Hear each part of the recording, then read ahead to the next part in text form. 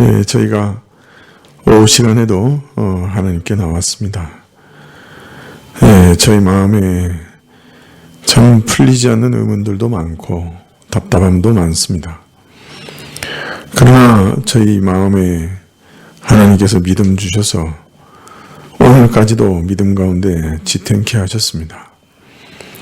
저희가 다 알고 가는 것 아니고 저희 사정에 대해서도 또 저희 형편과 환경에 대해서도 저희가 당하는 일에 대해서도 의문도 많고 고민도 많지만은 그러나 기이하게도 하나님께서 우리에게 믿음을 허락해 주셔서 주를 의뢰하며 또 끝까지 주를 붙드는 마음으로 오늘까지 왔습니다.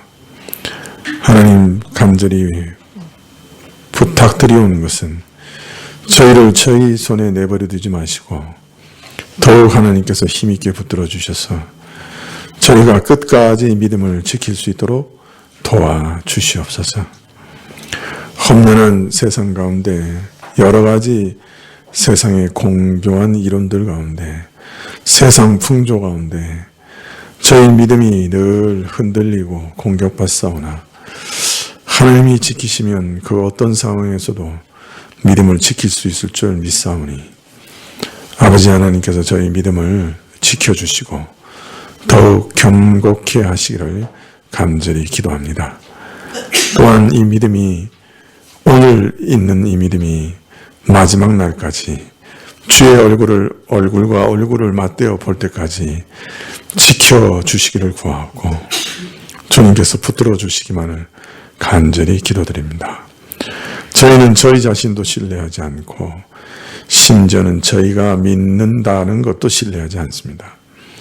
오직 저희 눈을 들어 하나님만 신뢰하며 하나님이 우리로 믿게 하시기를 구하고 또 끝까지 견디게 하시기를 구할 따름입니다.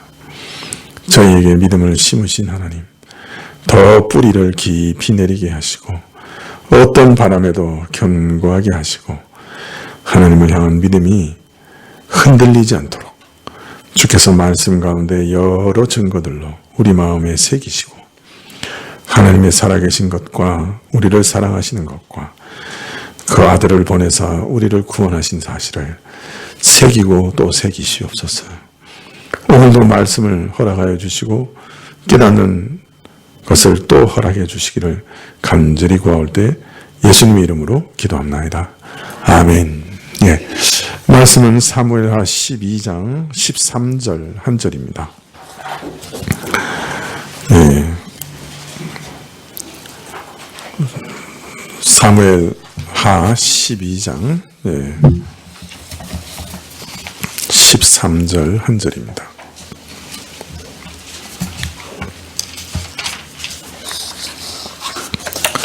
예, 구약 제가 가진 성경은 480쪽인데요.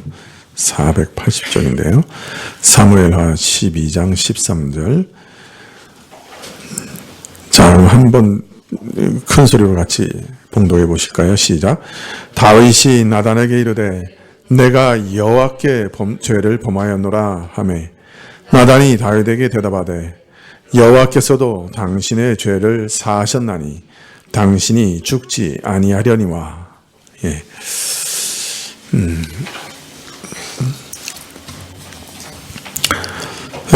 지난 시간에 사무엘하를 강의하면서 마지막 부분에서 다윗의 범죄의 원인을 살펴봤습니다.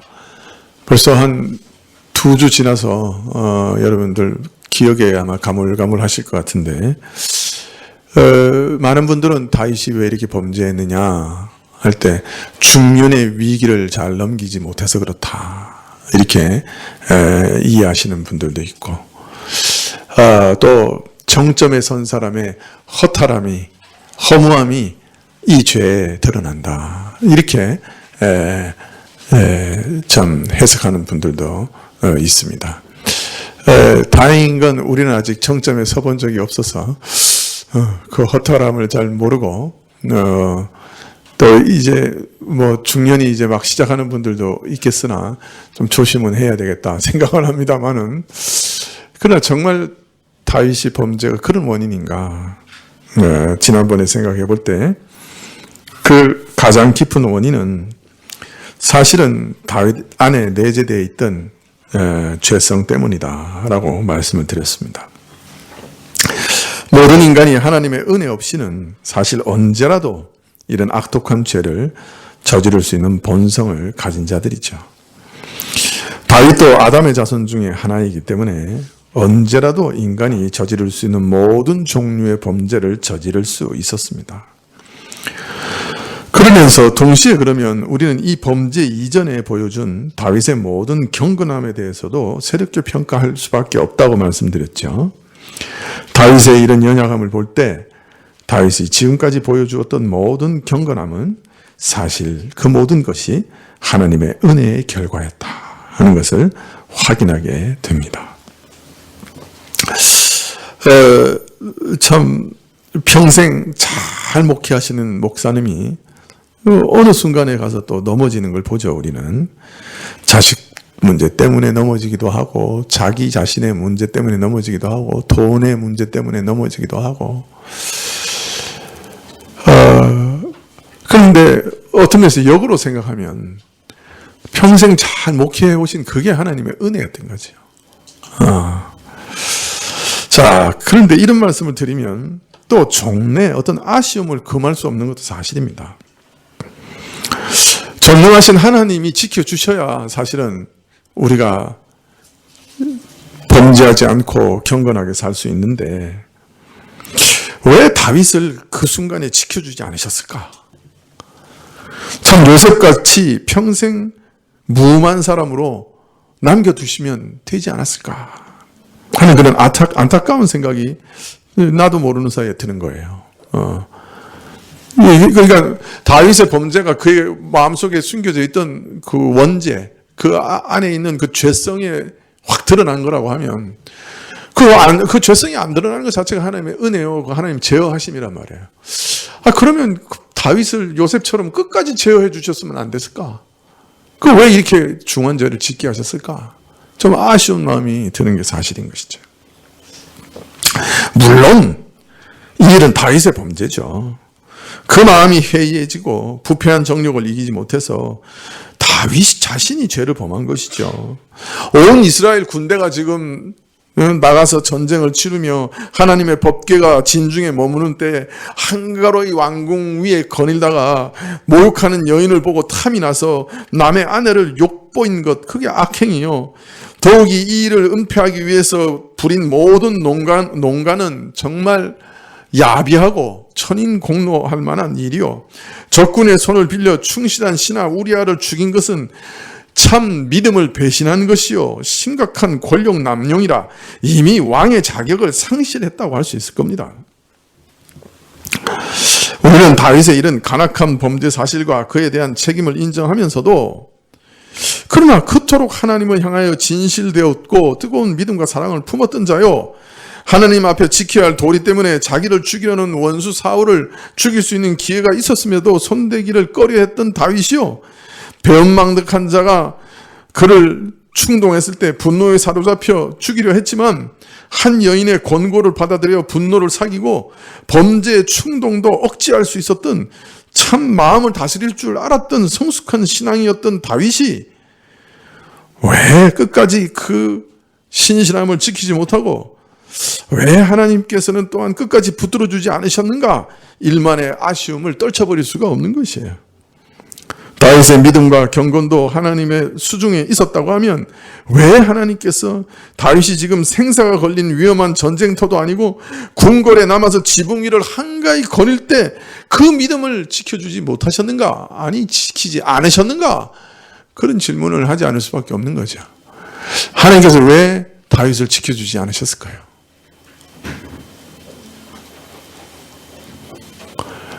그 전쟁터에서, 수많은 전쟁터에서 그 적군의 창칼 앞에서도 지켜주셨던 하나님이 왜 지금은 지켜주지 않으셨을까요?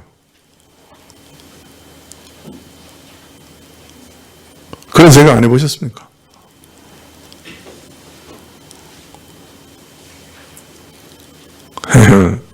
사실을 말하면 왜 지켜주지 않으셨어요? 사실을 말하면 바로 여러분의 유익 때문에 안 지켜주신 거예요. 우리 유익 때문에 안 지켜주신 거예요. 무슨 말인지 이해가 되세요? 오고 오는 세대에 유익을 주시고자, 다윗 이후에 오고 오는 세대에게 유익을 주시고자, 비록 하나님께서 다윗에게 범죄하도록 유도하시거나 강요한 것은 아니죠. 다만 이런 일이 일어날 수 있도록 허락하신 것뿐입니다. 마치 마귀에게 욥을 시험하는 일을 허락하신 것처럼 다윗에게도 시험을 허락하셨죠. 욥은 끝까지 그 시험을 이겼지만 다윗은 그 시험을 이기지 못하고 범죄했죠. 이런 일은 겉보기와는 달리 그저 흉악한 범죄자의 모습과 그가 당하는 어떤 불행만이 드러나는 일이 아닙니다. 사실 이 일은 불행한 일만은 아닙니다. 욥이 그 시험을 이김으로 오고 오는 사람 세대에 욥의 믿음을 닮아가며 욥의 인내를 닮아가며 하나님께서 아무리 흉악한 시험을 하신다 할지라도 그 믿는 자를 결코 버리지 아니하시고 믿는 자는 결코 수치를 당치 않는다 하는 것을 알려주시는 방편으로 사용하셨다고 하면 다윗은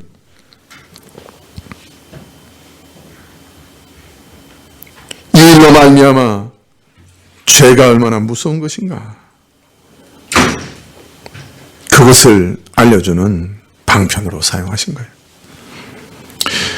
내 집에서 칼이 떠나지 아니하는 엄중한 경고에 따라 다윗이 겪은 참혹한 일들, 아들들 간의 범죄와 증오와 살육, 자식의 반란 등 이런 비참한 일들을 가볍게 보는 것은 아닙니다. 그러나 이 일에 큰 유익이 있다고 말하는 것은 이 일로 인해 다윗이 겪은 그 불행과 비참의 무게가 아무리 크고 무겁다 할지라도 이 일을 통해 다윗 자신은 물론이요 그 뒤에 모든 신자에게 끼치는 큰 유익에는 미치지 못하기 때문에, 즉 다윗의 범죄로 인해 그 이후에 모든 사람들에게 미치는 유익이 너무 크기 때문에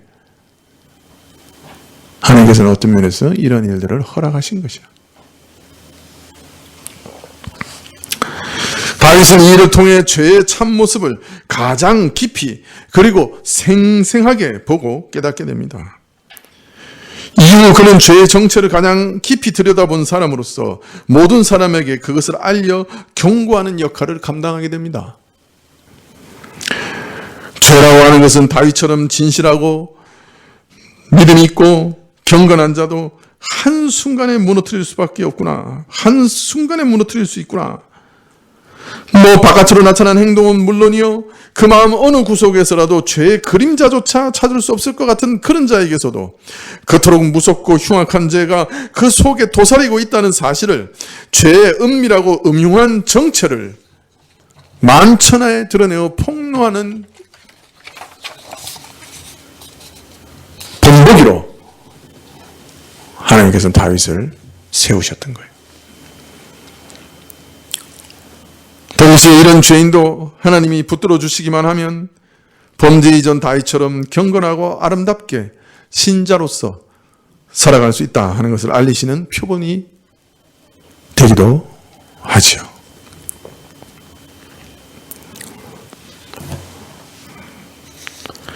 오늘 말씀 사무엘하 12장 13절에 다윗이 나단에게 이르되 내가 여호와께 죄를 범하였노라 하매 나단이 다윗에게 대답하되 여호와께서도 당신의 죄를 사하셨나니 당신이 죽지 아니하려니와. 율법에 따르면 다윗이 범한 죄는 사형에 해당하는 죄지요. 그러나 하나님께서는 다윗을 용서해 주시고 죽음을 면하게 해주셨습니다. 사실 다윗이 당시 하나님 나라의 최고 재판관이었으므로 다윗에게 사형을 명할 사람은 없었죠. 그러나 하나님께서 다윗이 죄를 물어 형벌하시고자 하였다면 막을 사람은 아무도 없었을 겁니다. 하나님께서 질병으로 치실 수도 있고 다른 사람을 일으키시거나 천사를 보내 직접 다윗을 죽이실 수도 있었죠. 그러나 하나님께서는 다윗을 용서하셨고 죽음의 형벌도 면하게 해주셨습니다. 율법을 제정하신 이는 율법을 어긴 자를 용서할 권한도 가지고 계셨던 것입니다. 물론 이런 용서하심은 앞으로 오실 메시아의 대속에 근거한 것은 의심의 여지가 없지요. 여기 이 말씀을 통해 우리는 다윗 사건의 또 다른 유익을 봅니다. 다윗 사건의 첫 번째 유익이 뭐라고 그랬죠?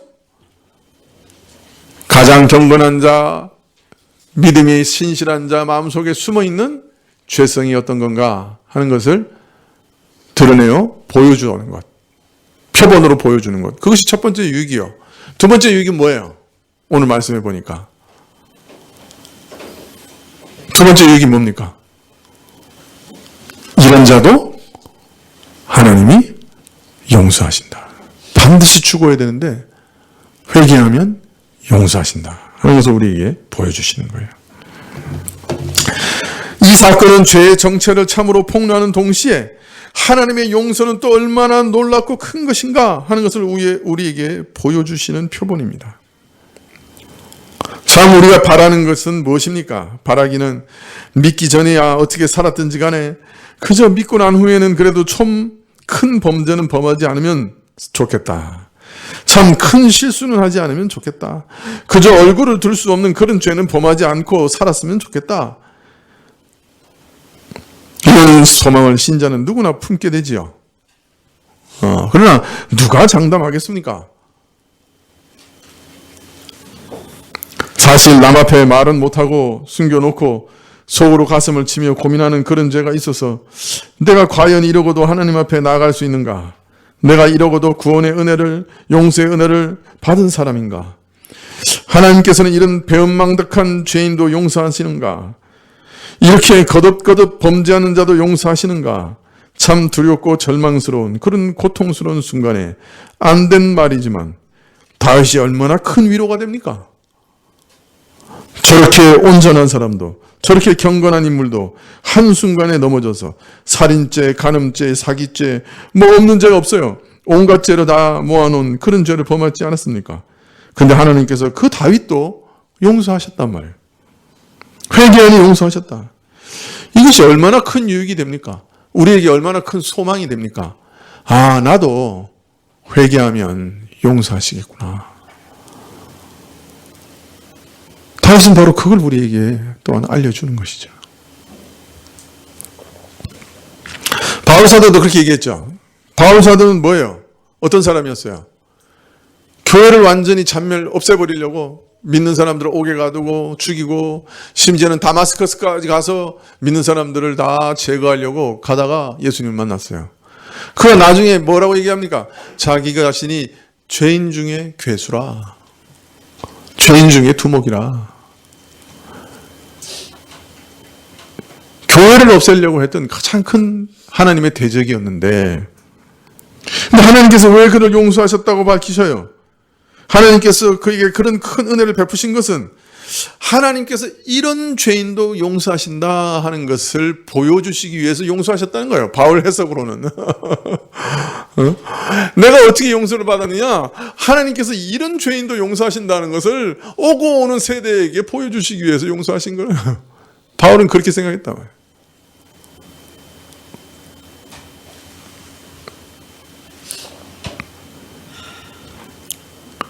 하나님께서 바로 그 사실을 알리기 위해서 죄를 범한 모든 죄인들로 하여금 참 믿음의 용기를 가지고 하나님께 나아가게 하기 위해서 바울과 같은 자도 용서하셨다. 그렇게 고백하고 있는 것이죠.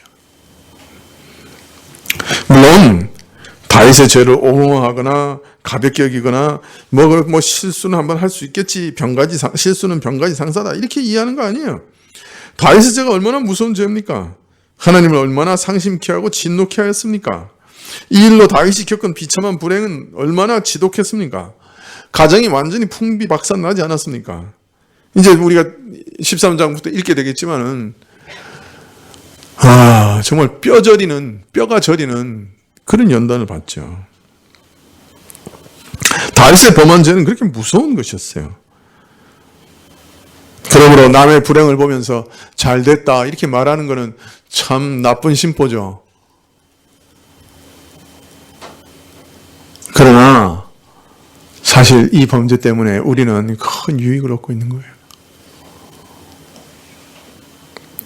이런 다윗의 불행을 통해서 비슷한 절망과 고통을 겪는 죄인들이 큰 위로를 얻게 되는 거예요.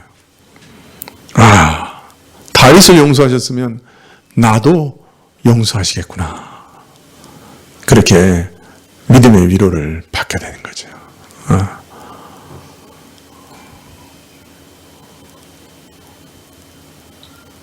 그래서 우리는 다윗에게 감사해야 돼요. 다윗이 시큰 쳐막는 바람에 우리는 위로를 얻게 되니까.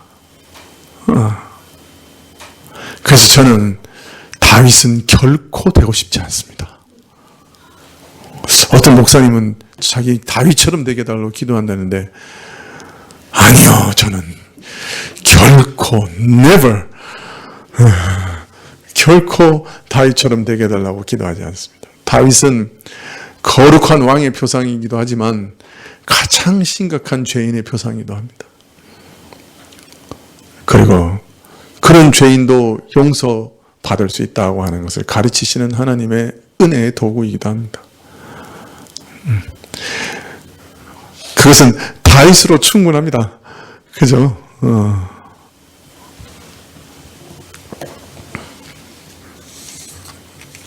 근데 오늘 말씀에 보면 간단하게 내가 여호와 하나님께 죄를 범하였습니다 하고 다윗이 회개한 것을 기록하고 있습니다. 그러나 시편을 보면 다윗의 회개가 그렇게 간단하고 단순한 것이 아니었던 것 같아요. 그저 제가 죄를 지었습니다 그렇게 간단하게 고백한 게 아닌 것 같아요. 네. 시편 51편에 보면 그 회개가 얼마나 가슴을 찢는 애절하고 통절한 회개였는가 하는 것을 잘 보여주고 있습니다. 이 일을 통해 다윗이 자신 안에 숨어있는 죄를 깨닫고 그것을 오고 오는 모든 세대에 드러내고 만천하의 그 정체를 폭로하는 것을 볼 수 있어요. 그래서 사실 다윗이 경험한 그 자기 안에 있는 죄를 우리는 어디서 보게 되냐면 사무엘하에서 보게 되는 게 아니라 시편 51편에서 보게 되는 겁니다. 자, 그래서 오늘은 시편 51편을 조금 간략하게 보려고 하는데 한번 시편 51편을 찾아보시겠습니까?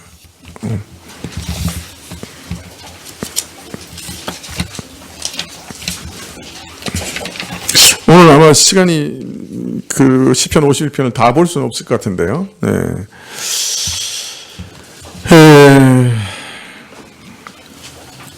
시편 51편의 표제가 뭡니까? 다윗의 시, 영장으로 한 노래, 다윗이 밧세바와 동침한 후 선지자 나단이 저에게 온 때. 네. 그러니까 이 시편을 지은 때가 언제라고요? 선지자 나단이 온 때라는 말입니다. 사실 밧세바 사건 이전에 다윗이 얼마나 아름다웠습니까? 그의 경건한 판단력, 널리 용서하는 모습, 신앙의 용사로 두려움 없이 서는 용기, 죄라고는 찾아볼 수 없는 경건의 표본이었죠. 다윗도 미처 알지 못했을 거예요. 이런 경건한 모습 안쪽 저 깊은 곳에 참으로 흉측한 죄악이 도사리고 있다는 것을 알지 못했을 겁니다. 밧세바를 범하고 우리아를 모살하고 나서 아마도 다윗 자신이 가장 놀랐을지도 모릅니다. 어쩌다가 순식간에 죄를 저지르게 되고 또 그 저지른 죄를 은폐하기 위하여 엉겁결에 또 죄를 저지르게 되고 죄를 덮으려다가 또 다른 죄를 범하는 죄가 꼬리에 꼬리를 물고 눈덩이처럼 불어나는 걸 보고서 자신이 가장 놀라고 또 혼란스러워했을지도 모릅니다. 죄에 이리저리 끌려다니며 살다 선지자 나단의 말을 듣고서 여호와의 사심을 가리켜 맹세하오느니 이를 행한 사람은 마땅히 죽을 자라. 그 행한 악행에 4배나 형벌을 받아야 마땅하다고 자기 입으로 자신을 정죄하면서 다윗은 하나님의 은혜로 경건하게 살아온 이면에 가려져 있던 자신의 또 다른 모습, 가장 흉측한 죄인의 실상을 비로소 보게 되었을지도 모릅니다.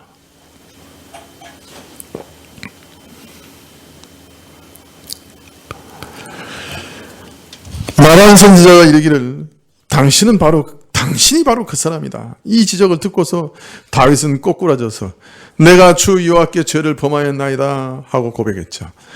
이것은 잠깐의 방심을 결정적으로 뚫고 들어온 죄의 무서운 힘을 경험한 자가 내가 어찌 이룰 수 있겠는가 믿기지 않은 일을 경험한 자가 자신의 죄를 실패를 정직하게 인정하는 고백이었습니다. 동시에 사무엘하 12장 9절부터 11절에 보면 어찌하여 내가 여호와의 말씀을 업신여기고 나보기에 악을 행하였느뇨? 내가 칼로 햇사람 우리아를 죽이되 암문 자손의 칼로 죽이고 그 철을 빼앗아 내 철을 삼았도다.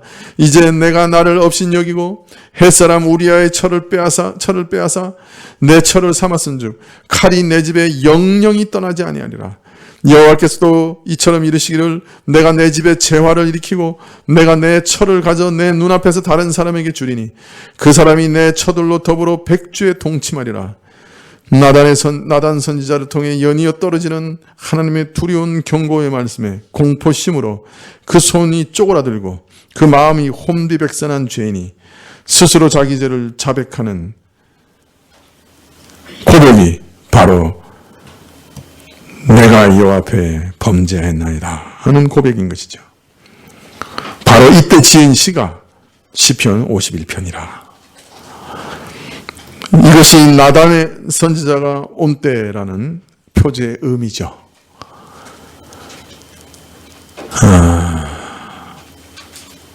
두렵고 떨리며 고통스러우며 그러나 주의 사죄의 은총을 선고받았던 바로 그 순간에 다윗은 무엇을 깨닫고 어떤 마음이었느냐. 시편 51편이 탁 드러내 보여주는 거예요. 이 사무엘에서는 참 좋아요. 뒤에 주석이 하나 달려 있어요. 시편이라는 주석이. 그래서 그 사람들의 이면에 있었던 마음, 생각, 기도 이런 것들이 시편에 기록되어 있거든요. 그러니까 상당히 어떤 면에서는 사무엘은 참 좋아요. 읽기가. 자, 시편 51편은 먼저 바로 이런 두려움과 절망으로 무너진 죄인이 마지막까지 붙잡았던 것이 뭔가 하는 것을 알려줍니다. 자기 죄로 허물어지는 죄인이 죽을 수밖에 없구나. 정말 하나님께 이런 무서운 죄를 내가 지은 자구나. 내 속에 이런 게 다 있었구나 하고 깜짝 놀란 죄인이 그런데 뭘 마지막까지 붙잡았느냐. 그게 1절부터 나와요. 한번 보십시다. 1절에 하나님이여 주의 인자를 쫓아 나를 긍휼히 여기시며 주의 많은 자비를 쫓아 내 죄가를 도말하소서. 하나님이여 주의 인자하심을 따라 내게 은총을 베푸시고 주의 자비의 풍성함을 따라 내 죄악을 도말하소서. 다윗이 자신의 범죄로 무너진 가운데 붙은 것은 바로 하나님의 인자와 그의 긍휼이었습니다. 그는 하나님의 긍휼과 인자하심 외에는 기대고 의지할 데가 없는 것을 정녕 알았습니다. 여러분, 이게 신자의 가장 중요한 특징이에요. 신자는 죄를 지으면 누구한테 가는 거예요? 네? 하나님께 가는 거예요. 하나님께 가서 뭐라고 얘기하는 거예요? 주의 긍휼을 구합니다. 그렇게 구하는 거예요. 내가 내 죄대로 받으면 나는 죽을 수밖에 없는데 긍휼이라는 건 뭐예요? 반드시 받아야 되는 것을 받지 않게 하시는 게 긍휼이에요. 은혜는 뭐예요? 받을 수 없는 것을 받는 것을 은혜라고 해요. 그래, 긍휼을 구했다고 하는 것은 내가 반드시 받아야 되는 것을 받지 않게 해달라고 하는 거예요. 인자와 은혜를 구했다고 하는 것은 받을 수 없는 것을 받게 해달라는 거예요. 내가 반드시 받아야 되는 죄의 형벌, 죄의 심판, 죄의 모든 것들을 다 받지 않게 해주시고 받을 수 없는 것, 하나님의 용서와 자비와 긍휼과 오래 참으심을 제게 주십시오. 이렇게 기도하는 거예요. 신자는. 반드시 받아야 하는 것을 받지 않게 해달라고. 받을 수 없는 용서를 받게 해달라고. 이게 신자예요. 불신자는 어떻게 해요? 자기가 자기 죄의 책임을 져요. 양심이 선한 불신자들이 하는 일은 뭐냐면 자기가 자신의 죄의 책임을 지는 거예요. 그 대표적인 사람이 누구예요? 가룟 유다죠. 가룟 유다는 범죄하고 나서 깨달았어요. 내가 죄 없는 사람을 잡아 죽었구나. 깨달았어요. 그래서 어떻게 했어요? 자기가 자신의 죄의 책임을 졌어요. 자살했어요. 근데 신자는 그렇게 안 해요. 아주 뻔뻔해요. 어떤 면에서는. 근데 그럴 수밖에 없는 게 하나님께로 가지 않을 수가 없는 거예요. 안 그러면 영원한 형벌인데요. 내가 내 죄의 모든 죄의 책임을 지는 건데요. 그렇게 해서는 내가 살 길이 없으니까 하나님께 가서 내가 받아야 할 것 받지 않게 해주시고 받을 수 없는 것 받게 해주십시오라고 기도할 수밖에 없는 거예요. 그게 신자의 믿음이에요. 그게 귀한 거예요. 신자는 죄를 지으면 오히려 하나님께 가서 주여 나를 긍휼히 여겨주십시오. 내가 죄의 책을 다 받고 내가 지옥에 떨어져야 되는데 내가 받아야 될 것 받지 않게 해주십시오 라고 기도하는 거예요. 이게 신자의 특성이에요. 아무리 그 죄가 중하고 아무리 무섭다고 해도 자기가 자신의 죄의 책임을 지려고 하지 않는 거예요. 하나님께 가서 부르짖는 거예요. 내가 내 죄의 책임을 질 수 없습니다. 내가 제 죄의 책임을 지면 저는 지옥 밖에는 갈 데가 없습니다. 하나님, 제가 제 책임을 지지 않게 긍휼히 여겨주십시오. 지옥의 형벌을 내가 받지 않게 해주십시오. 내가 받을 수 없는 것, 하나님의 용서, 자비, 긍휼을 내게 주십시오. 그렇게 기도하는 거예요.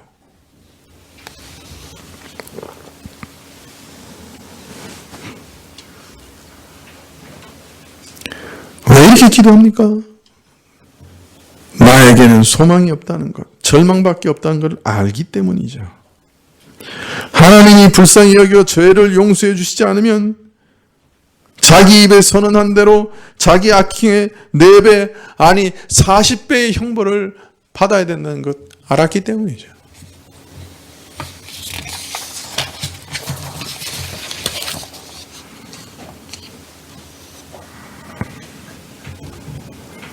이것이 신자에게 있어서는 자연스러운 반응입니다.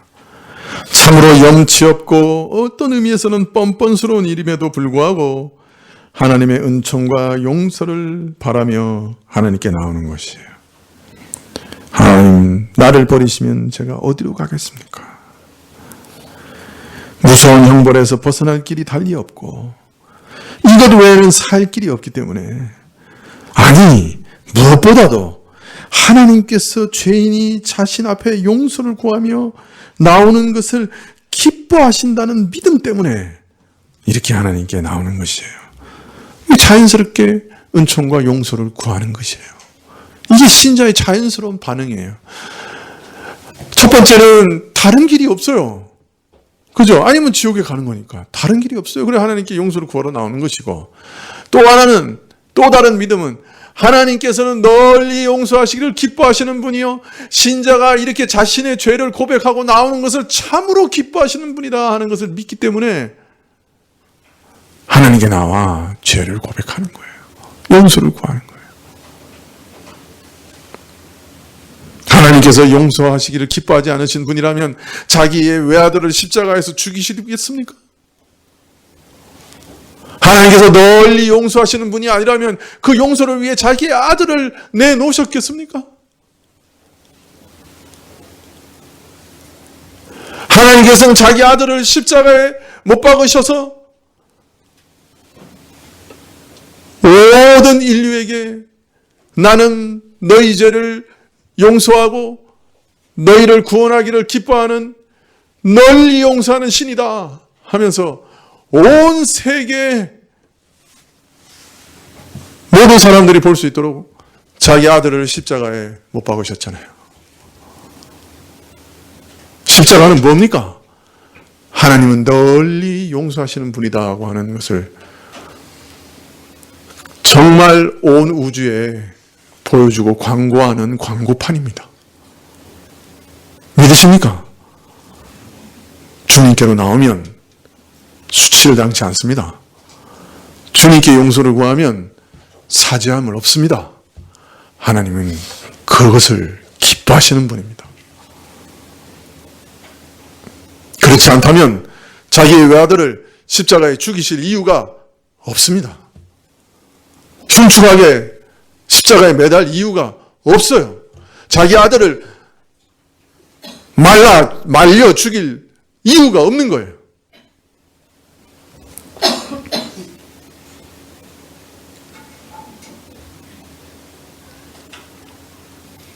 십자가를 보면서 우리는 모든 의심을 버려야 돼요. 아, 하나님은 죄인이 자신에게 나오는 것을 기뻐하시는구나. 아, 하나님은 용서를 구하며 나오는 죄인을 기뻐하시는구나. 그렇게 하라고 하시는구나. 그것을 믿어야 합니다. 하나님의 은총을 구해서 살기를 바라시는 것, 하나님께서 그것을 바라시는 것을 신자는 본능적으로 압니다. 그래서 죄인을 사랑하신 하나님의 기이한 사랑을 붙들고 의지하면서 자신의 죄가 하나님 앞에 드러나게 될 때 하나님께 용서와 은총을 구하는 것이죠. 그런데 오늘 다윗의 기도는 단순히 용서해달라는 기도보다 더 깊은 기도였습니다. 용서해달라고 기도하면서 동시에 뭐를 기도하냐면 죄를 도말해달라 그렇게 기도합니다. 제거해달라. 그는 이제 자신을 꽁꽁 묶어놓은 죄에서 벗어나기를 원합니다. 자신을 하나님 앞에서 더럽히고 하나님의 진노를 불러일으키는 그 죄가 참 가증스럽고 밉습니다. 내가 어떻게 이렇게 더러운 죄를, 어떻게 이렇게 흉악하고 이렇게 참 하나님의 형벌과 저주와 분노를 일으키는 그 온 천지의 주재자이신 하나님의 진노를 불러일으키는 이런 죄를 계속해서 품고 있단 말인가? 이런 죄를 품고서 1년 이상 회개치 않았단 말인가? 어떻게 이렇게 죄를 끝까지 붙들고 있었단 말인가? 내가 조금이라도 늦게 회개했다면 내 운명이 어떻게 됐겠는가? 지옥 밑바닥에서 영원히 펄펄 끓고 있지 않았겠는가? 그 죄가 미운 거예요. 그 죄가 싫은 거예요. 그래서 그 죄를 제거해달라고, 내게서 완전히 떠나가게 해달라고, 도말시켜달라고 지금 기도하고 있습니다. 부르짖고 있습니다. 2절에 나의 죄악을 말갛게 씻기시며 나의 죄를 깨끗하게 제하소서. 부정한 자는 하나님께 나가지 못하는 것이 구약의 법입니다. 이 죄로 인해 똥기저귀를 뒤집어 쓰고 똥물을 뒤집어 쓰고 냄새나서 하나님 앞에 나가지 못하는 이 처참한 지경 회복시켜 주십시오. 하나님 깨끗하게 씻기셔서 하나님의 존전에 다시 나가게 해 주십시오. 죄를 뒤집어 쓰고 쓸모없이 버려질 것 같은 그런 처지에 있는데 하나님 나를 깨끗하게 닦으셔서 깨끗하게 씻기셔서 정결케 하셔서 버림받지 않게 하시고 쓸모없는 자로서 버림받지 않게 해주시고 하나님 앞에 나아가 다시 예배드릴 수 있게 해주십시오. 다윗은 자기로서는 씻을 길이 없는 그 부정함을, 그 더러움을, 그 냄새나는 것을 하나님 앞에 그냥 내어놓고 나를 씻겨주십시오 고백하고 있는 거예요. 우리는 예수님 믿는 순간에 온몸이 깨끗하게 씻김을 받았어요. 그걸 확정적 성화라 그래요. 우리가 예수님 믿는 순간에 받는 게 첫 번째 뭐예요? 칭의. 그죠? 내가 의롭다 함을 받아요. 두 번째 믿는 순간에 뭘 받아요? 양자, 하나님의 외아들 안에서 연합돼서 하나님의 아들의 신분을 얻어요. 그 다음 또 어떻게 돼요? 머리부터 발끝까지 깨끗하게 씻김을 받아요. 확정적 성화라 그래요. 완전한 깨끗함을 입는 거예요. 예수님께서 베드로에게 발을 씻겨주셨어요. 베드로가 뭐라 그랬어요? 이거 종이나 하는 일인데 절대로 내 발 못 씻습니다. 그랬더니 예수님이 뭐라 하셨어요? 내가 너의 발을 씻기지 않으면 너 나하고 아무 상관없어. 그러니까 베드로가 또 오버합니다. 그러면 저 머리부터 발끝까지 목욕시켜주세요. 그러니까 예수님이 뭐라 하셨어요? 내 말을 믿고 듣는 자들은 이미 머리부터 발끝까지 다 깨끗함을 얻었다. 발만 씻으면 된다.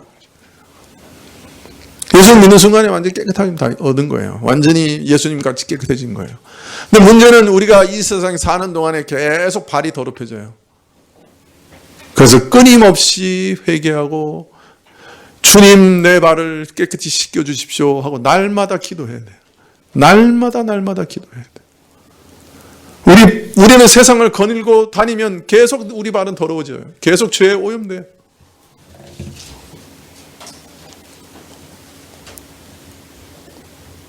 예수 그리스도의 영원한 속죄의 은혜를 우리는 그래서 매일매일 빌려서 입어야 되는 거예요. 매일매일 예수님의 섬김을 받아야 돼요. 회개라는 게 뭐예요? 하나님 나 또 더러워졌어요. 씻겨주세요. 그 말이에요.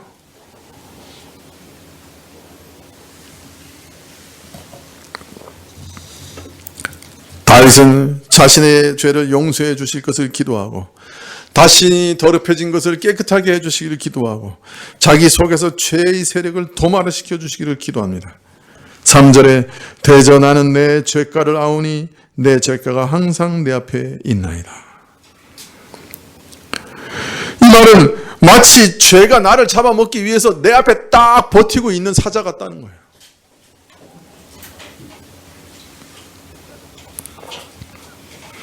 죄가 얼마나 무서운 것인지, 죄가 항상 내 앞에 버티고 있나이다. 지금까지는 몰랐어요. 죄가 나를 호시탐탐 노리고 나를 잡아먹으려고 바로 내 앞에서 입을 벌리고 있는지를 몰랐어요.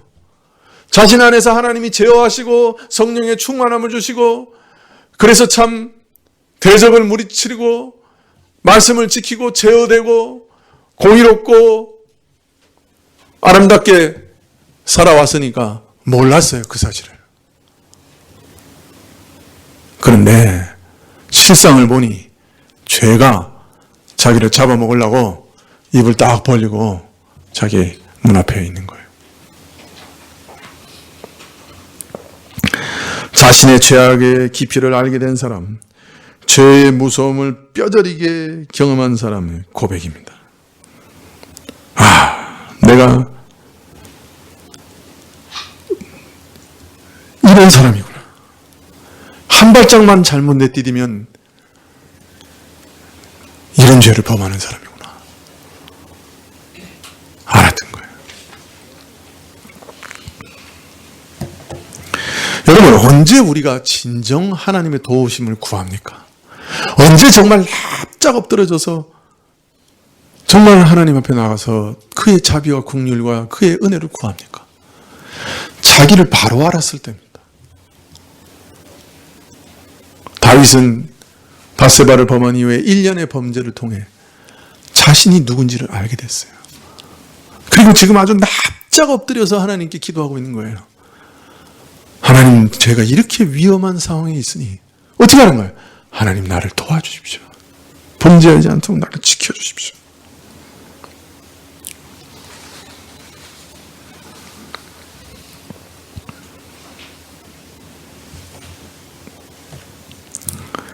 자신 안에 있는 것을 알게 될 때, 자신의 안에서 참 죄의 그 세력의 흉악함을 발견하게 될 때, 비로소 진정으로 하나님의 자비와 긍휼과 은총을 구하게 됩니다. 그렇지 않으면 우리 회개라는 건 엄청 피상적인 거예요. 그냥 남들 그냥 죄 짓고 그냥 회개하는 거 보고 나도 따라 하는 거예요. 아유, 이번에 닥친 어려움 좀 면하게 해주세요, 하나님. 그냥 회개할게요. 내 이런 죄 있었어요. 뭐 이런 식이에요. 그러나 하나님께서 어떤 면에서는 어떤 사건을 통해, 또 가장 좋은 것은 이런 말씀을 통해 우리 자신 속에 있는 걸 확 비춰주시면 기가 막히죠. 내가 이런 죄악이 있었구나. 얼마나 무서운지. 죄가 나를 잡아먹으려고 내 앞에 딱 버티고 있구나. 내가 아차하는 순간에 그 아가리에다가 머리를 디밀겠구나.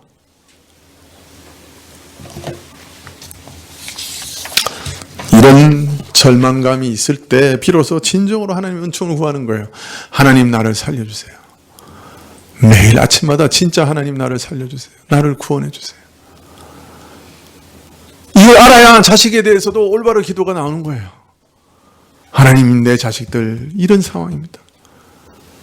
죄 벌어진 이 앞에 지금 머리를 디밀고 있습니다. 내 자식이.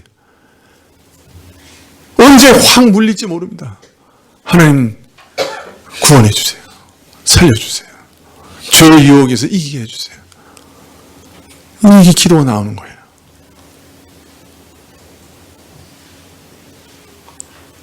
안 그러면 지금까지 잘 살아왔고 지금까지도 어떻게 보호해 주는데 보호하시겠지.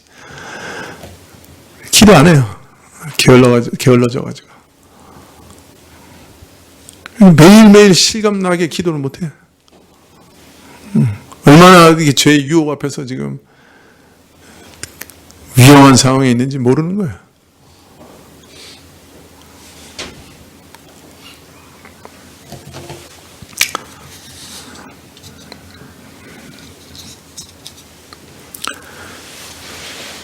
시편 52편 4절에 내가 주께만 범죄하여 주의 목전에서 악을 행하여 싸우니 주께서 말씀하실 때 의로우시다 하고 판단하실 때 순전하다 하시리이다.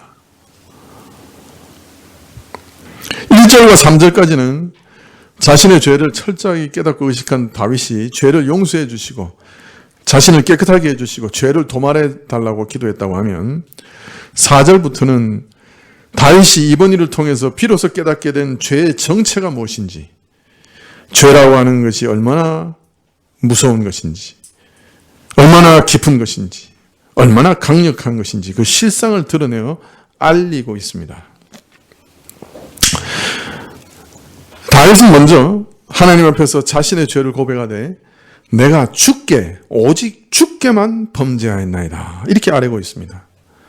우리말로는 내가 주께만 범죄하였나이다 이렇게 되어 있지만 원래는 내가 주께 오직 주께만 이라고 해서 주라는 말을 두 번이나 반복하고 두 번째는 오직 주께만 이렇게 강조까지 하고 있습니다. 아주 철저하게 오직 주께만 내가 범죄했습니다 이렇게 고백하고 있는 거예요.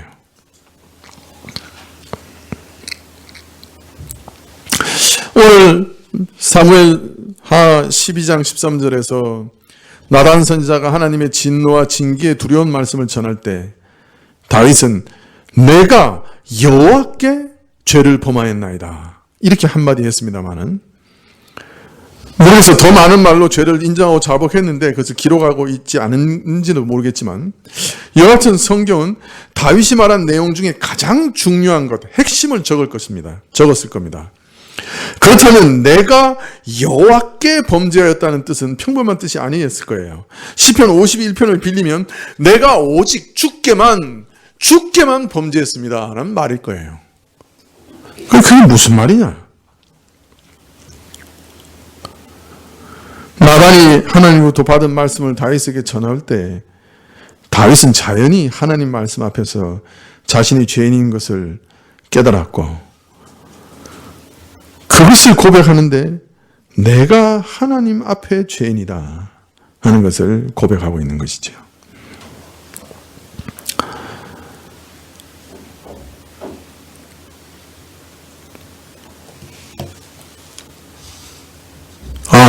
이 말을 들으면 좀 이상해요. 아니 그러면 우리아한테는 안 범죄했나? 밧세바한테는 안 범죄했나? 그죠? 실제로 죄의 피해를 입은 사람은 누구요? 우리아예요. 그래서 자기 목숨을 잃었어요. 밧세바는 정조를 뺏겼어요. 그죠?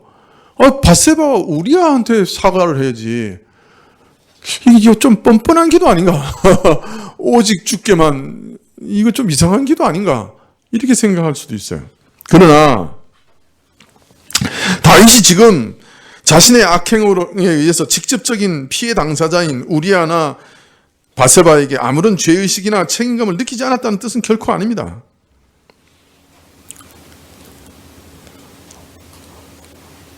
그러나 이 말은 무슨 말이냐면 그 범죄가 얼마나 많은 사람들에게 어떤 피해를 주었든지 간에 근본적으로 그의 범죄의 가장 무서운 것은 하나님을 욕되게 했다는 것입니다. 그리고 우리의 죄의 가장 큰 피해자는 하나님 자신이라고 하는 것을 말하고 있는 것입니다. 근본적으로 인간들은 모든 행위에 대해서 오직 하나님께 책임을 진다는 그 사실을 고백하고 있는 것입니다. 여러분, 우리가 어떤 죄든 그 죄가 심각한 것은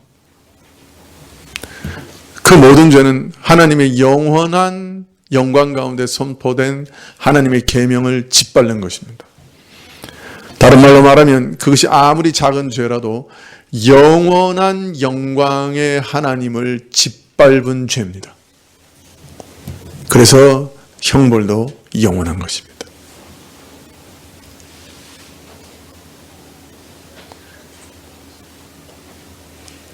우리가 이 인간에게 지은 죄도 갚을 수 없지만 하나님께 지은 죄는 갚을 수가 없어요. 갚을 길이 없어요.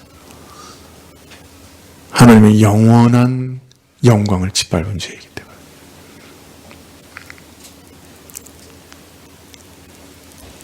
여러분, 우리나라 국법을 어기면 누가 재판할 때 나옵니까?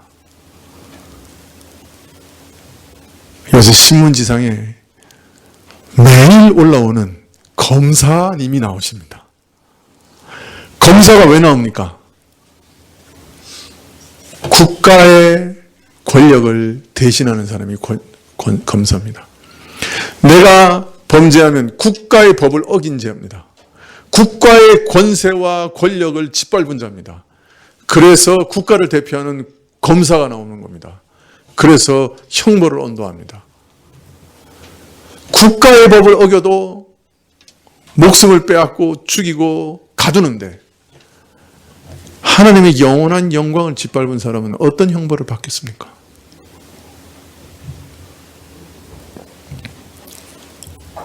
어떤 사람이 살인을 해도 살인을 해서 당사자에게 피해를 입히지만은 국가의 법을 어기기 때문에 그는 국가의 법을 어기는 죄인으로 형벌을 받는 겁니다.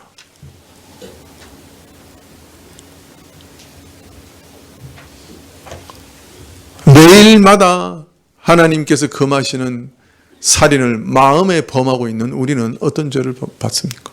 어떤 형벌을 받습니까?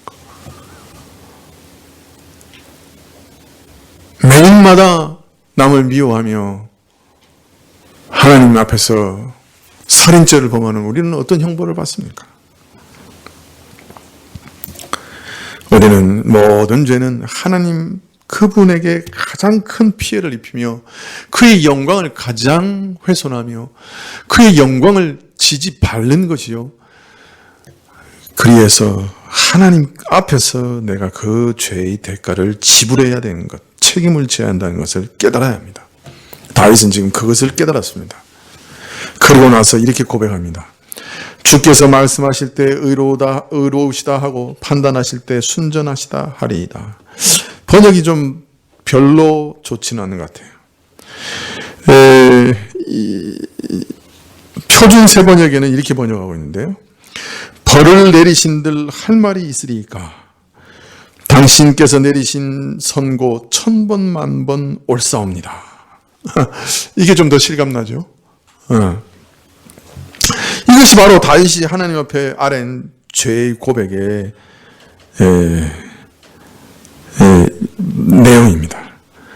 내가 주께 범죄하였고 주의 목전에서 악을 행한 것이라 주께서 내가 뭐라 말씀하신다 해도 주께서는 의로우시고 내게 무슨 판단을 내리신다고 하여도 흠잡을 것이 없으십니다. 왜? 주님은 옳으시고 나는 틀렸으니까. 나는 주님의 영원한 영광을 짓밟은 자니까. 내가 바로 하나님 앞에 범죄한 자니까. 하나님께 범죄한 자니까. 그러므로 나 같은 죄인에 대한 하나님의 심판과 판단은 전적으로 의롭고 흠이 없습니다. 나는 하나님 앞에 아무 할 말이 없습니다. 다윗이 깨달은 죄의 정체, 첫 번째, 그 죄는 하나님께 짓는 것이다. 모든 죄는 하나님의 영광을 훼손하고 하나님의 눈앞에서 악을 행하는 것이고 하나님께만 책임을 지는 것이다. 그것을 깨달았다. 자, 그러면 다윗은 자기가 지은 죄에서 두 번째는 뭘 깨달았느냐? 그건 다음 시간에 하시죠. 시간이 넘어가는데 더 하시면 여러분 지치셔서 안 되실 것 같아요. 네. 오늘 김윤선 선생님, 권사님 반에 가서 아이들하고 잠깐 얘기를 나누는데 아이들이 2명이 그러더라고요. 목사님, 오늘 설교 좋은데 10분만 짧게 하시면 안 돼요. 제가 할 말이 없어가지고 노력해 볼게 그러고 물러났습니다.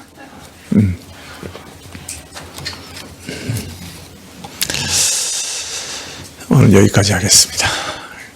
기도하시죠.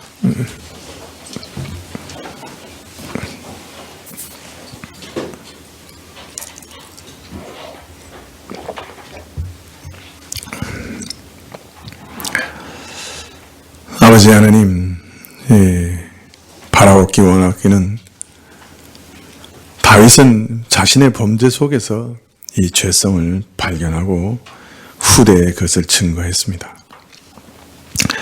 그러나 우리는 우리 범죄 가운데, 우리가 저지른 죄 가운데 우리 죄성을 발견하지 않도록 도와주십시오. 다윗이 고백한 이 죄의 고백들, 오히려 이 말씀 속에서 우리 속에 또아리 들고 있는 그 죄의 무서움을 발견할 줄 아는 지혜와 계시의 영을 우리에게 주십시오. 그래서 우리고 다윗처럼 하나님 앞에 겸손하고, 다윗처럼 조심하고, 다윗처럼 낮아져서 하나님의 은혜와 은총을 간절히 기도하는 저희가 다 되게 하여 주시옵소서. 예수님의 이름으로 기도합나이다. 아멘.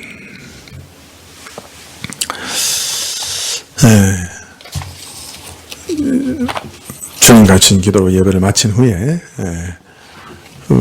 복음 축제 위해서 기도해 주시면 좋겠습니다. 하늘에 계신 우리 아버지시여, 이름이 거룩히 여김을 받으시오며 나라의 임하옵시며 뜻이 하늘에서 이룬 것 땅에서도 이루어지이다. 오늘 우리에게 일용할 양식을 주옵시고 우리가 우리에게 죄 지은 자를 사하여 준 것 같이 우리 죄를 사하여 주옵시고 우리를 시험에 들게 하지 마옵시고 다만 악에서 구하옵소서. 대개 나라와 권세와 영광이 아버지께 영원히 있사옵나이다. 아멘.